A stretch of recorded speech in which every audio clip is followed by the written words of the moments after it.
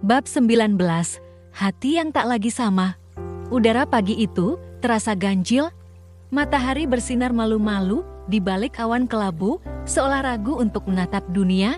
Di sudut balkon rumah keluarga Mahendra, Ayla berdiri memandangi halaman yang basah oleh embun. Secangkir teh hangat di tangannya nyaris dingin, tak sempat disentuh. Pikirannya masih tertambat pada percakapan semalam yang membekas dalam seperti gorisan tak kasat mata di hatinya. Pria itu, meski bersikap dingin dan kerap menyakitinya, dengan kata-kata tajam, perlahan membuka celah dalam benteng pertahanan Ayla. Ada luka di mata Azaki yang tak bisa ia pahami. Luka itu yang membuat Ayla bertanya-tanya, adakah cinta di balik kemarahan dan amarahnya?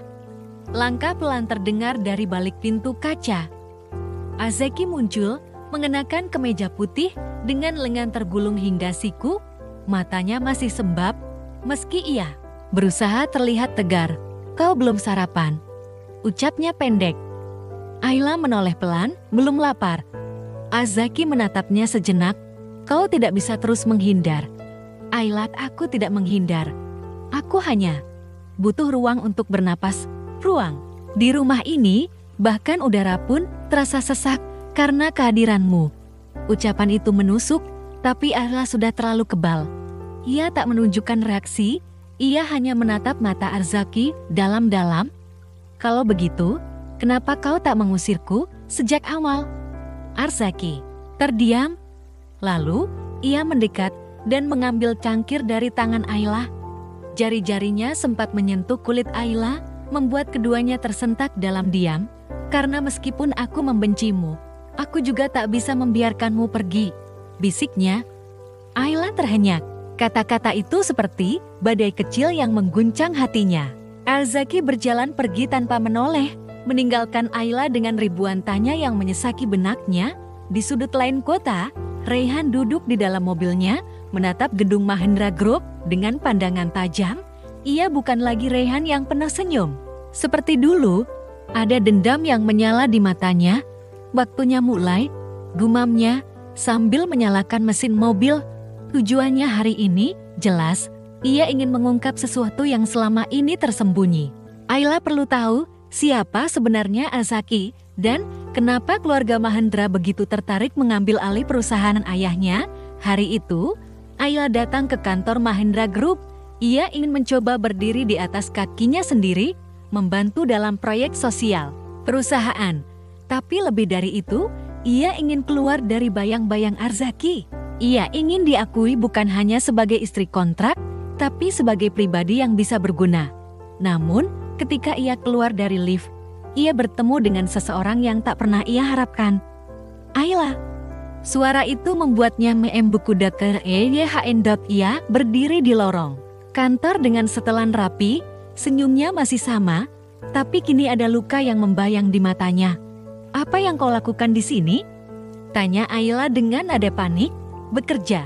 Aku bagian dari tim audit eksternal yang akan mengkaji proyek terbaru Mahendra Group."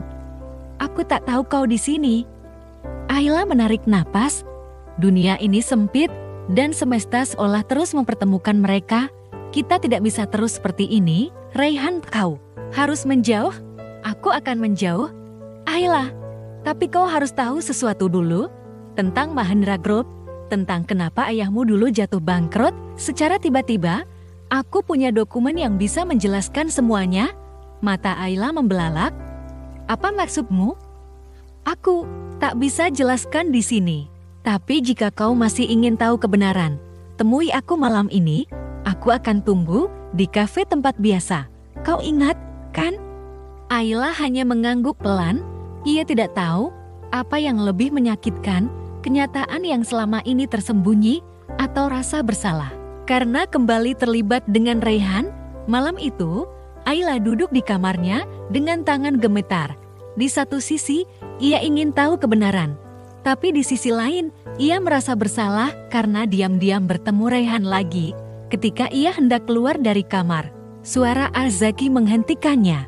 "Mau kemana malam-malam begini?" Ayla berbalik.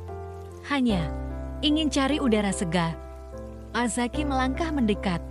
Wajahnya datar, tapi matanya tajam. Dengan Raihan, dunia Ayla runtuh dalam sekejap. Mengikutiku?